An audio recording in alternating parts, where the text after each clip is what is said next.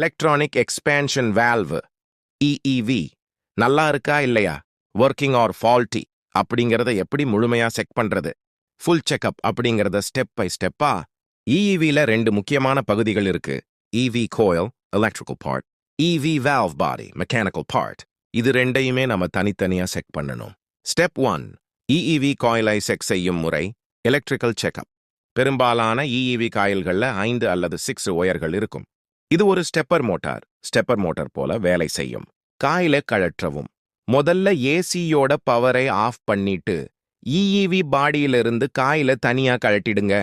Visual inspection. Coil எங்கேயாவது உருகி இருக்கா, மெல்டட் ஒயர்கள் கட் ஆகி இருக்கான்னு பாருங்க. ரெசிஸ்டன்ஸ் ஓம்ஸ் செக் பண்ணவும்.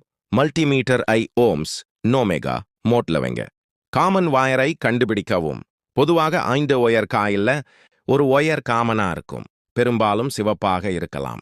ஓம்ஸ் அளவு காமன் ஒயருக்கும் மற்ற 4 ஒயர்களுக்கும் நடுவே ரெசிஸ்டன்ஸ் செக் பண்ணும்போது எல்லா ஒயர்கள்லையும் ஒரே அளவிலான ஓம்ஸ் காட்டணும். உதாரணத்திற்கு எல்லாத்துலேயும் 40 ஜன் யோமேகா 50 ஜி யோமேகா வரை இருக்கலாம்.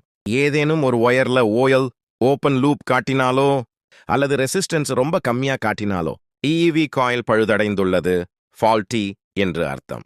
ஸ்டெப் 2, கண்ட்ரோலர்ல இருந்து சிக்னல் வருகிறதா, பிசிபி செக்அப். காயில் நல்லா இருந்தும் இஇவி வேலை செய்யலைன்னா மெயின் போர்டில் பிசிபி இருந்து அதுக்கு வோல்டேஜ் வருதான்னு பார்க்கணும். ஏசிஐ ஆன் செய்யவும். ஆன் செய்த முதல் சில நொடிகள்ல பிசிபி இஇவிஐ ரீசெட் செய்ய வோல்டேஜ் அனுப்பும். மல்டிமீட்டரை டிசி வோல்டேஜ் மோட்ல வச்சு பிசிபியோட இஇவி ஜாக்ல கனெக்டர் காமன் பின்னுக்கும் மற்ற பின்களுக்கும் வோல்டேஜ் செக் பண்ணுங்க. ஆன் செய்யும் போது 12V டிசி பல்ஸ் வோல்டேஜ் வந்துட்டு அப்புறம் நிக்கணும். வோல்டேஜே வரலைனா பிசிபியில தான் பிரச்சனை. ஸ்டெப் 3, வால்வ் பாடியாய் செக் செய்யும் முறை மெக்கானிக்கல் செக்அப். காயில் மற்றும் பிசிபி நல்லா இருந்து சிஸ்டம் சரியா கூலிங் ஆகலைனா வால்வ் பாடி ஜாம் ஆகி இருக்கலாம். ராட்டில் டெஸ்ட். சத்தம் கேட்கிறதா? ஏசிஐ ஆன் பண்ணும்போது இஇவி காயிலுக்குள்ள இருந்து டிக் டிக் டிக் அல்லது கிளிக் கிளிக்னு மோட்டார் சுத்துற சத்தம் கேட்கணும். சத்தம் கேட்டு ஆனா கேஸ் ஃப்ளோ ஆகலைனா வால்வ் உள்ள மெக்கானிக்கலா ஜாம் ஆகி இருக்கு.